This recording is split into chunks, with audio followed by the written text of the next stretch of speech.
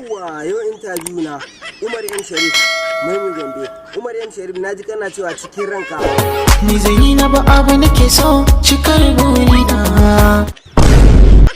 Bayan ita wai kana cewa wai baka da kowa cikin ranka, a faɗi gaskiya dai Umar M Sharif. Bayan ke bani da kowa cikin kalbina. To Umar M Sharif naji, barin tambayi Momi Gombe. Momi Gombe ke kewa kika fi so cikin ranki? Bayan kai bani da kowa cikin kalbina. Yauwa to Umar M Sharif Momi Gombe naji, to kudan mun rawa in ji in har kun cika ku masoya ne.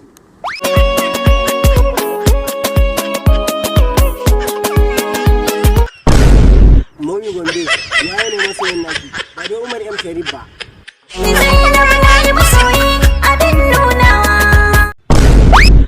To Momi Gombe tafiya garin da kika fi so waye da waye? Tafiya garin da ni na fi so aure ɗakin ka. To tsaya Umar M Sharif, amma gidanku ba a san kuna soyayya da kai da Momi Gombe ba. Waje na cewa ina take ce wacce na zaban ma. Na rantse Umar M Sharif Momi Gombe, na rantse sai na raba ku har wani masoya ne, na san ya za mu kare da ku, mu je zuwa.